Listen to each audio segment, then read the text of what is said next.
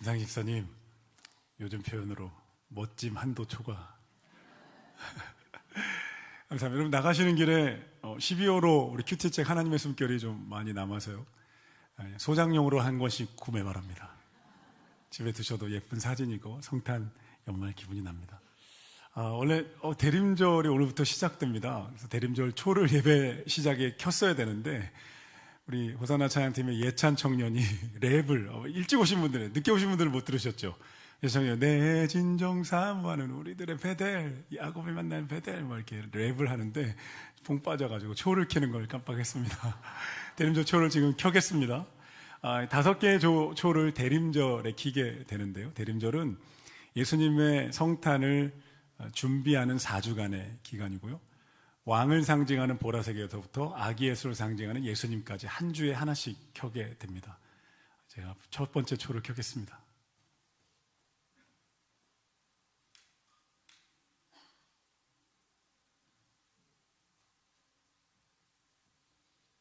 오늘 공동체 사랑하기 시리즈 3주간 다음 주까지요.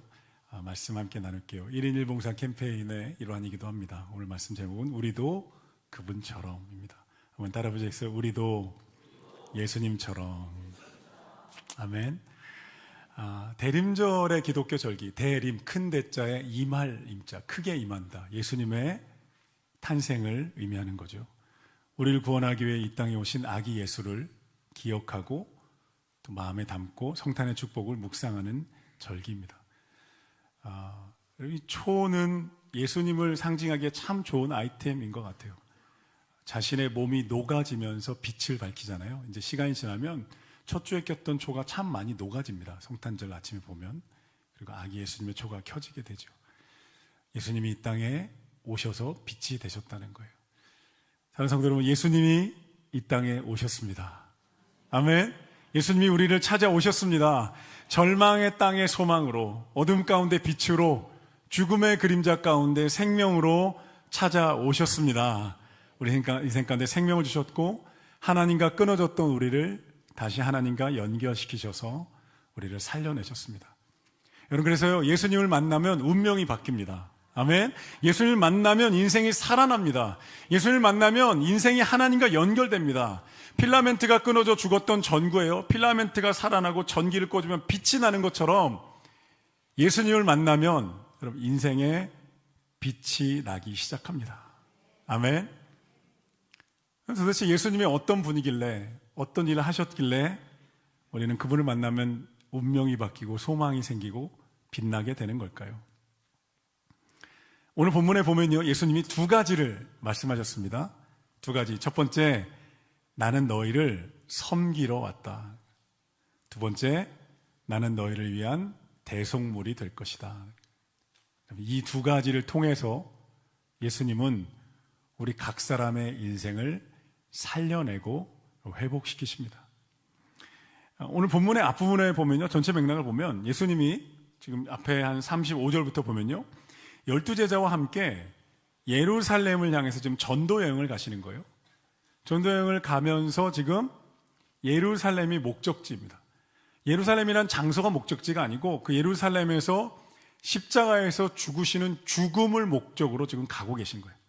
예수님 마음에는 십자가의 죽음이 있었어요. 그런데 제자들은 참 철없는 논쟁을 시작합니다.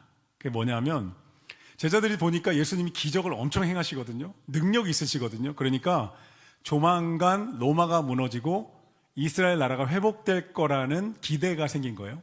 그러면서 자기들끼리 이제 논쟁합니다. 예수님이 나라 세우시면 누가 제일 높은 자리에 오를까? 우리가 최측근이니까 너가 비서실장, 내가 총리, 교육부 장관, 누가 어떻게 될까를 논쟁하기 시작합니다. 보시면 37절에 보면 주여 영광 중에 우리를 하나는 주의 우편에 하나는 좌편에 앉게 하여 주십시오. 저를 우의정으로, 저는 좌의정으로 세워주십시오라고 철없는 논쟁을 합니다. 더 철없는 건요, 41절에 보면 10제자가 듣고 야고보와 요한에 대해 화를 내요. 니네가 먼저 요청해? 우리가 먼저 요청했어야 되는데 이런 다툼이 일어납니다.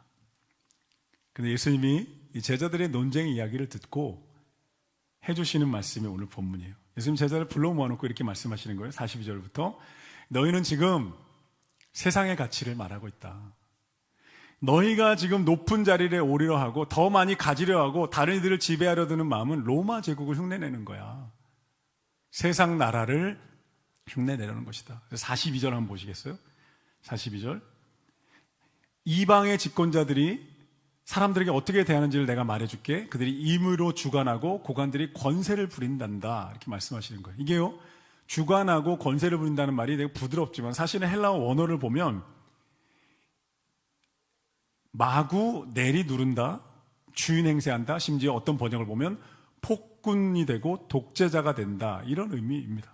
더 심한 의미인 거죠. 여러분, 실제로 로마 제국은요, 율리우스 시저 같은 로마 황제는 갈리아 지방을 정복한 다음에 거기 주민 5만 3천 명을 통째로 노예로 삼아버립니다. 완전히 독재자가 되는 거죠. 칼리굴라 황제는요, 식사하는 가운데 죄수들 눈앞에 처형하는 걸 즐겼고, 식사하는 가운데 죄수들을 맹수에게 던져서 찢어서 잡아먹히는 걸 즐기면서 식사를 했다는 거예요. 예수님 말씀하시는 거예요. 이게 세상 방식이다. 세상의 권세자들, 가진 자들이 어떻게 행하는지를 봐라. 결국 힘을 가지고 사람들을 짓누르고 두렵게 하고 경쟁하게 만들지.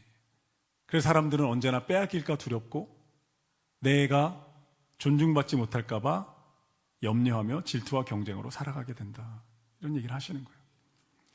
1971년 스탠포드 대학의 심리학자 짐 바로도 교수님이 수업 시간에 실험을 한 거예요. 그냥 평범한 대학생들 한 클래스였는데 절반을 나눴습니다.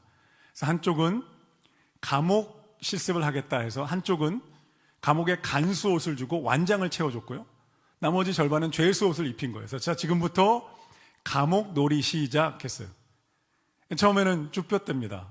좀 어색한데 그러다가 갑자기 한두 친구가 진짜 이제 실습을 시작하는 거예요. 그런데 놀랍게도 간수의 옷을 입고 완장을 찬 친구들이 방금 전까지 내 친구인 그 학생들을 학대하기 시작하고 엄격하게 대하기 시작하고 잔혹하게 대하기 시작했다는 거예요. 이 실험이 말해주는 것은 직책이나 완장을 가지게 되는 순간 사람들은 무서워지고 차가워지고 다른 사람들을 고통에 몰아넣게 된다는 것을 보여줍니다. 성경에 비슷한 얘기가 나오는데요.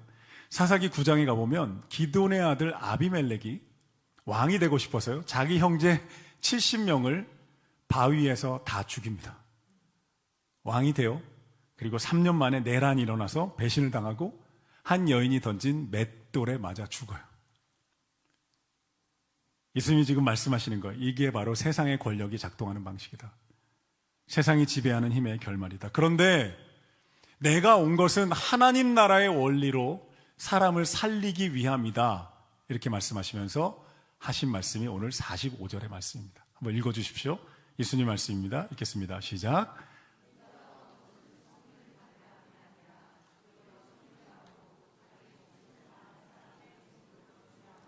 아멘. 하나님 나라의 원리가 뭐냐? 내가 와서 너희를 섬기고 심지어 대속물로 내 목숨을 내어주기까지 너희를 사랑해서 너희를 살리는 것이다. 할렐루야. 할렐루야. 여기서 섬긴다는 말은요, 헬라어 언어로 보면 식탁에서 시중 드는 것을 의미합니다. 자발적으로 다른 사람보다 낮아져서 섬기는 거죠.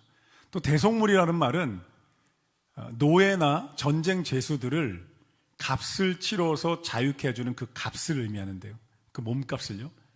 예수님이 그 죄값을, 몸값을 어떻게 치르셨냐면 대속물이 되어서 실제로 자기의 목숨값을 치루어서 우리를 구원하신 거예요. 여러분이 얼마나 존귀한 분들인지 아십니까?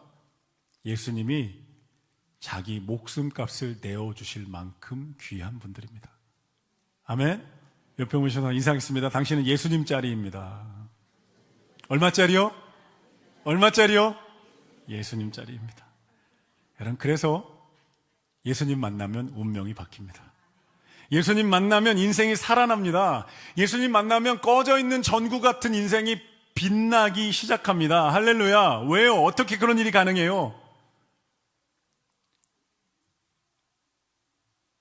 예수님이 낮은 곳에 내려가셔서 우리를 섬겨서 세워주시기 때문에 그래요. 넘어져 있는 인생의 밑으로 들어가서 우리를 일으키십니다. 상처에 신음하는 그 상처 속으로 찾아와서 함께 아파하면서 치료해 주십니다. 흔들리는 우리의 삶에 버팀목이 되어서 세워주십니다. 내 힘으로 결코 끊어버릴 수 없었던 상처와 죄의 저주들을 예수님이 자신의 목숨값을 치러서 자유케 하고 여러분 해방시켜 주십니다. 아멘. 지난 화요일에 부목사님들과 함께 가정사역 컨퍼런스를 다녀왔습니다. 배우러 다니는 거 좋아하는 담임 목사 만나서 저희 부목사들이 고생이 많습니다. 양평에 있는 하이패밀리라는 가정사역 단체인데요. 송기론 목사님하고 TV에도 많이 나오신 분이에요. 보시면 알 거예요. 그분이 대표로 있고 여러 가지 가정사역을 하시는 분입니다. 가서 배우고 열심히 강의를 들으면서 우리 교회에 어떻게 해야 되나 이렇게 기도하는 마음으로 배웠는데, 강사들이 실제로 사역했던 현장의 영상들을 이렇게 계속 보여주는 거예요. 그런데 그 영상 가운데 하나가요, 이제 가족 힐링 캠프인데 아빠가 엄마하고 아들, 딸 이렇게 아빠가 끌어안고 이 아이들과 아내에게 편지를 써서 읽어주는 거예요. 아빠가 너희들과 함께하고 싶었는데 시간을 가지지 못했어. 당신과 함께 내가 대화를 나누면서 아이들을 사랑했어야 했는데 그렇게 못했어. 미안해. 이 시간이 너무 감사하다. 그러면서 아빠가 우는 거예요. 아내도 울고 아이들도 옵니다. 울면서 그 편지를 함께 읽어주는 거예요. 아빠가 너희들을 얼마나 사랑하는지 알았으면 좋겠어 하고 다 가족들이 우는 거예요. 제가 그걸 보면서 저도 눈물이 나서 울었어요. 아빠가 저렇게 낮아지면, 아빠가 다가가면 가정은 살아나는구나.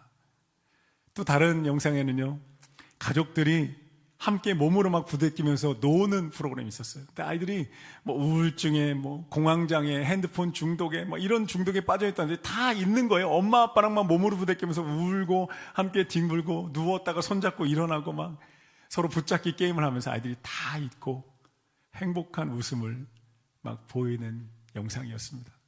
제가 되게 눈물이 너무 많이 났고 하나님 앞에 이렇게 기도했습니다. 하나님, 이거지요. 하나님, 이런 일 하라고 저를 목사 부르셨고 이런 일 하라고 베델교회 세우셨지요. 이런 인생들을 살리기 위해 예수님이 이 땅에 오신 거지요. 인생을 살리고 가정을 살려주시기 위해서 망가지고 스크래치 나고 구겨지고 아픈 인생들을 살려주려고 예수님이 오신 거지요. 그래서 우리를 하나님이 만드신 처음 모습으로 회복시키시려고 예수님 오셔서 우리를 위해 죽기까지 사랑하셨지요. 지금 제가 이거 하고 싶어요. 우리 교회 가운데 이런 은혜가 임하게 해주십시오. 이렇게 기도했습니다. 아버지가 가족들을 위해 권위를 내려놓고 겸손하게 다가갔을 때 가족 안에 회복이 일어났잖아요. 마찬가지로 우주적인 차원에서 예수님이 낮아지셔서 찾아오셨기 때문에 인류라는 거대한 가족이 여러분 살아날 수 있었습니다. 할렐루야. 예수님의 섬김에 대해서 묵상하면서 제가 아주 놀라운 사실을 발견했습니다. 다른 교회, 다른 목사님에게 들어본 적 없는 제가 신비를 제가 발견한 놀라운 사실을 이 시간 여러분께 알려드리겠습니다. 예수님이 낮아지신 섬김을 제가 성경을 쭉 찾으면서 묵상하는데 예수님의 섬김이 다 세 글자인 거예요. 성육신, 말구유, 갈릴리, 세족식, 십자가, 부활.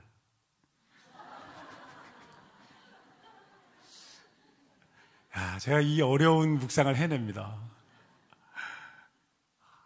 너무너무, 세 글자구나. 성육신은 뭐냐면요, 거룩한 육신이 됐다는 거예요. 하나님이 빌립보서 2장 5절에 보면 인간의 몸을 입고 내려오셨다는 거예요. 완전한 겸손이죠. 말구유는요, 우주를 창조하신 하나님이 인간이 돼서 아기가로 태어나신데 거기서 멈추지 않고 말들이 밥을 먹는 밥통, 말구유 위에 누우셨다는 거. 얼마나 아름다운 희생이고 겸손함이에요. 갈릴리는요, 예수님이 이 땅에 30살 되실 때까지 공생의 직전까지 목수 생활을 하셨어요. 땀 흘리는 노동을 하며 부모님을 섬겼고, 그래서 우리가 일하는 그 고달픔을 아시는 거예요. 일하는 어려움, 눈물 겪고 억울하고 서러운 시간을 다 겪어보시면서 우리와 공감하십니다. 세족식은 요한복음 13장에 종과 노예들이 하는 것처럼 무릎 꿇고 제자들의 발을 씻어주셨어요. 한없는 낮아지심과 겸손이죠. 십자가는 예수님의 섬김의 끝판왕, 자신의 목숨까지 내어주기까지 세상에 어떤 거짓신과 거짓 종교들이 흉내낼 수 없는, 경배를 받고 제물을 받는 거짓신들이 아니라 낮아져서 목숨을 내어줘서 우리를 구원하신 사랑의 완성입니다. 여러분, 제가 이 어려운 것들을 발견하고 묵상해냈습니다. 예수님 왜 이렇게까지 낮아지셨을까요? 예수님 왜 이렇게까지 우리를 섬기시는 걸까요? 다른 이유를 어떻게 찾아요? 이거 하나뿐이죠. 우리를 사랑하기 때문에. 아멘. 사랑하니까. 여러분, 그래서 예수님 만나면요, 세상 어디에서도 들어본 적 없던 음성을 듣게 됩니다. 내가 너를 있는 모습 그대로 사랑한다. 우리가 하나님 만나면요, 세상 어디에서도 경험하지 못하고 듣도 보도 못한 사랑을 받게 됩니다. 내가 너를 끝까지 사랑하고 내가 너와 끝까지 동행할 것이다. 나는 너의 아버지다. 하나님의 음성을 듣게 되는 거예요. 여러분, 부모가요, 아이들과 놀아주고 아이들을 사랑할 때 아이 시선으로 내려가잖아요. 아이의 수준까지 내려가서 맞춥니다. 함께 뒹굴고 함께 아이들의 마음에 맞춰서 아이에게 사랑을 표현합니다. 저희 집에는 들가비 아저씨랑 도방정 여사가 살고 있습니다. 아이가 뭐 조그만 거라도 잘하면요, 호들갑을 떱니다. 아이가 좀만 아프면 난리가 납니다. 그 호들갑 아저씨가 접니다. 저는 들가비 아저씨. 도방정 여사는요, 애가 아프면 오도방정을 떱니다. 애가 조금만 잘하면 오마 잘했다 그러고 오도방정을 떠는데 도방정 여사는 저희 사모입니다. 저희 집에는 들가비 아저씨와 도방정 여사가 행복하게 살고 있습니다. 아이의 눈높이로 가서 제가 아이한테, 아이야, 마가복음 10장 45절에 섬김의 종이신 예수님의 디아코노스가 뭔지 아니? 아빠 얘기 나눠볼래? 이러지 않잖아요. 빠방이를 굴리는구나. 우와, 간다. 미끄럼, 이야. 사랑을 흘려보내는 것처럼. 여러분, 우리 하나님은 도방정 하나님입니다. 우리 하나님은 들가비 하나님입니다. 한번 따라 해주세요. 우리 하나님은 들가비 하나님이십니다. 도방정 하나님이십니다. 아멘. 우리 교회 1인 1봉사 캠페인을 하고 있는데요, 우리는 봉사하면서 가정에서 부모들이 낮아지는 것처럼, 하나님이, 예수님이 우리를 위해 낮아지신 것처럼 우리는 함께 봉사하면서 낮아지고 예수님을 닮아갑니다. 이게 교회 1인 1봉사 캠페인의 진짜 목적입니다. 한 해 동안 열심히 교회를 섬기며 봉사해 오신 여러분들, 여러분이 걸어온 길이 예수님을 닮아가는 길이라는 거 아십니까? 오늘 본문을 통해서 예수님은 한 해 동안 봉사해 오신 여러분들을 위로하십니다. 낮아져서 섬기는 너의 모습이 나의 눈에는 가장 위대하고 고결하단다. 왜냐하면 나를 닮았으니까. 여러분, 연말이 되면서 많이 바쁘고 지치시죠? 한 해 동안 잘 걸어오셨고 많은 어려움들 이겨내며 여기까지 오신 여러분들을 응원하고 축복합니다. 1인 1봉사라는 말이 짐처럼 느껴질 수도 있습니다. 여러분, 그런데 교회 봉사는 일이 아닙니다. 예수님을 닮고 싶은 이들을 위한 초청장입니다. 교회 봉사는요, 예수님을 배우는 학교입니다. 섬김은 예수님을 닮아가는 통로입니다. 예수님처럼 낮아져서 섬기기 시작할 때 우리는 두 가지 축복을 누립니다. 첫째는 성품의 온도가 올라갑니다. 봉사하려면 나의 이기심과 나의 고집을 꺾어야 돼요. 다른 이들을 기다려주고 인내해 줘야 되고 섬겨야 합니다. 그러면서 내 안에 예수님의 성품이 빚어져요. 내 안에 예수님의 성품이 생기면 성품의 온도가 올라가요. 온도가 올라가면 어떻게 될까요? 따뜻한 난로랑 똑같아요. 내 온도가 올라가면 예수님처럼 자유해집니다. 예수님처럼 기쁨이 생깁니다. 예수님처럼 평안을 누립니다. 예수님처럼 다른 사람들을 살리는 영향력이 생깁니다. 그래서 예수님을 닮아가는 사람들이 누리는 두 번째 축복은 예수님처럼 사람을 살리는 기쁨을 누린다는 거예요. 아멘. 성품의 온도가 올라가고 다른 사람을 살리는 기쁨을 누립니다. 성산 장기려 박사님은 한국의 슈바이처 그리고 작은 예수라고 불려졌습니다. 6.25 때, 1.45 때 아내와 생이별을 하고 부산에 내려오셨어요. 장기려 박사님은 평생 재혼하지 않고 북한에 있는 아내를 생각하며 혼자 사셨어요. 사람들이 물어봤어요. 왜 재혼하지 않으시나요? 박사님이 사랑하는 아내와 영원히 살기 위해 혼자 삽니다. 의사로서 성공했지만 평생 옥탑방에서 무소유의 삶을 살며 환자들을 무료로 진료해주기 위해 부산에 복음병원을 세우셨어요. 어느 한겨울에 행색이 초라하고 추위에 떠는 환자가 들어오니까 박사님이 잠깐 기다리라고 한켠에서 자기가 입고 있던 빨간 내복을 벗어서 건네줬고 외투를 입혀 보냈습니다. 입원비가 없어서 퇴원하지 못하는 환자를 위해서 밤늦게 몰래 찾아가서 내가 뒷문을 열어줄 테니 지금 당장 퇴원하시오. 문을 열어줬어요. 장기로 박사님의 어록이 있습니다. 인생의 승리는 사랑하며 사는 자에게 있습니다. 바보 소리 들으면 성공한 겁니다. 바보가 얼마나 살기 어려운지 아십니까? 의사 한 번 못 보고 죽어가는 사람들 위해 저는 뒷산 바위처럼 항상 서 있는 의사가 되겠습니다. 장기로 박사님 말씀하시는 이 바보됨이 예수님의 섬김과 십자가에 맞닿아 있습니다. 장기로 박사님을 보면 예수님의 모습이 떠오르는 거죠. 예수님처럼 낮아지고 예수님처럼 섬기면서 박사님의 성품의 온도가 올라갔고 그 따뜻함 때문에 주변 사람들의 인생이 살아나는 거예요. 우리 교회를 위해 봉사하는 분들만이 아니라 개인적으로도 여기저기를 섬기고 돕는 분들이 있다는 것을 알고 있습니다. 아무도 알아주지 않는 것 같고 이렇게까지 해야 되나, 이런 걸 굳이 해야 되나, 이런 마음이 들 때도 있을 거예요. 그런데 여러분, 예수님의 시선이 섬김의 자리에 있는 우리를 향해, 여러분을 향해 있다는 것을 잊지 마시기 바랍니다. 나를 닮았구나 말씀하신다는 거예요. 우리 교회 많은 봉사자들, 예수님을 닮은 봉사자들의 모습을 담은 영상을 하나 만들었는데요. 영상을 보시면서 설교를 마무리할게요.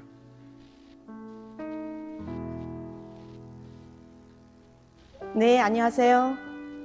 저는 주방 봉사를 맡고 있는 이희석 장로입니다. 먼저 하나님께 저에게 귀한 시간을 주셔서 너무나 감사합니다.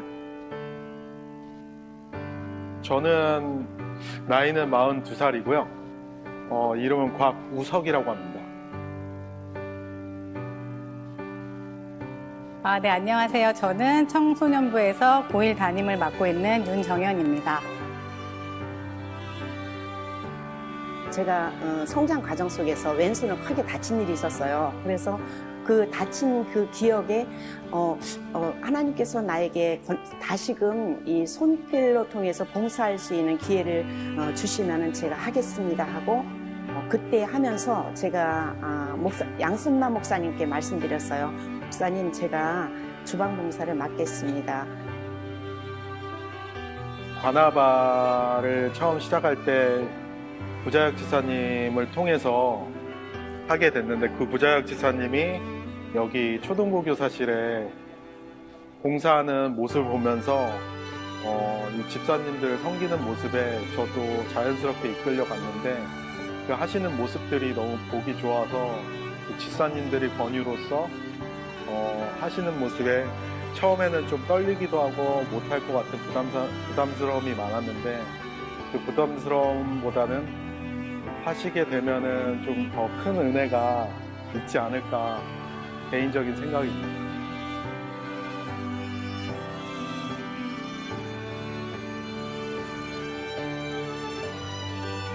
좀 자연스러운 이끄심이었는데, 그러니까 제가 원해서 한 것보다 이제 일꾼이 부족하다는 얘기를 듣고 결심을 하게 됐는데, 자연스럽게 이렇게 인도가 된 것 같습니다. 하나님의 이끄심에는 그냥 이유가 있는 것 같다는 생각을 했습니다. 한 20년 동안 봉사를 할 때 느낀 점은 저 혼자서가 아니라는 거. 힘들 때 하나님께서 그 힘을 주시고 그 힐링할 수 있는 그런 계기를 주신다는 거예요. 그러니까 제가 아이들을 좋아하는 것도 아니고 잘 가르치는 은사가 있는 것도 아니고 할 줄 아는 게 별로 없는데 그곳에 있게 되었고, 그냥 함께 섬기며 아이들을 위해서, 그 영혼을 위해서 기도할 때 아이들의 눈빛이, 여기 있던 눈빛이 가운데를 향하고 박수 안 치던 아이들이 박수를 치고, 그리고 목사님 말씀에 딴짓하던 아이들이 귀를 기울이고, 그런 모습을 보면서 우리가 아이들의 영혼을 위해서 기도할 때 하나님께서 일하시는구나, 그런 걸 체험하고 경험했던 것 같습니다. 믿음의 동역자, 우리가 그 달란트를 가지고서 동역자로서의 그 일을 감당할 때에 하나님께서 저희들에게 큰 축복을 주시고 인도하신다는 것을 저는 확신합니다. 하나님을 만나고 싶고 또 변화된 내 삶을 또 느끼고 싶고 하나님과 가까워지고 싶으면 봉사를 하십시오. 섬김을 하십시오. 하나님께서 일하심을 느낄 수 있으실 것입니다.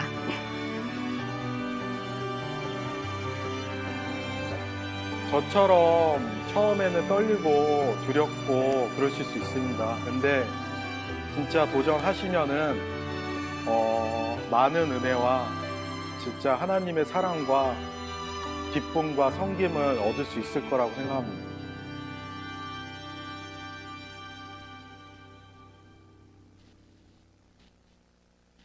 박수 한번 쳐주시겠어요?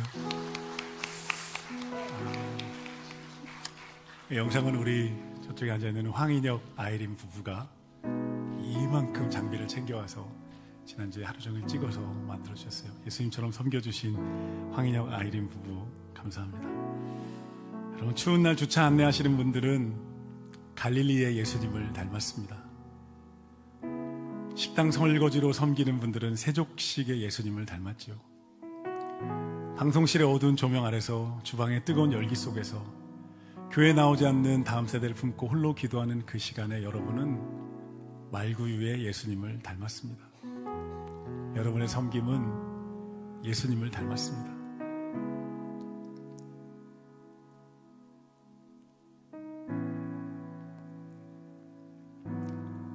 한 해 동안 아무도 모르는 곳에서 묵묵히 섬겨주신 모든 성도님들 정말 수고 많으셨습니다. 사실 사람이 다 알아주지 못할 때가 많습니다. 담임 목사인 저도 다 헤아리지 못할 때가 있어서 죄송합니다. 근데 오늘 본문에서 예수님 말씀하십니다. 예수님처럼 낮아져서 섬긴 그곳에 예수님이 함께 하셨다고. 여러분의 수고는 결코 헛되지 않았고 여러분의 섬김은 위대하고 고결한 것이라고 예수님 말씀하십니다. 하나님이 여러분 안에 예수님의 성품을 빚고 계신다는 거예요. 우리의 성품의 온도가 올라가면 나도 기쁘고 누군가를 살리는 통로가 되는 줄로 믿습니다. 우리를 섬기기 위해 하늘영광 버리고 이 땅에 오신 예수님을 만나는 대림절 되시기를 축복합니다. 인간이 되셔서 뿐만 아니라 십자가에 죽기까지 사랑하신 예수 그리스도, 그 하나님의 사랑의 신비와 크심을 깨닫고 그 풍성함을 누리는 모든 베들레 가족들 되시기를 예수님의 이름으로 축복합니다. 기도하겠습니다. 하나님 감사합니다. 하나님 감사합니다. 우리가 무엇이 간데 먼지처럼 사라져버릴 것 같은 이 연약한 인생 가운데 하늘 영광 버리고 우리를 찾아오신 예수님, 우리를 섬겨주고 대속물로 죽기까지 사랑하신 예수님 감사합니다. 우리도 주님처럼 살게 하시고 주님의 은혜 안에 날마다 걷게 하여 주옵소서. 예수님의 이름으로 기도합니다.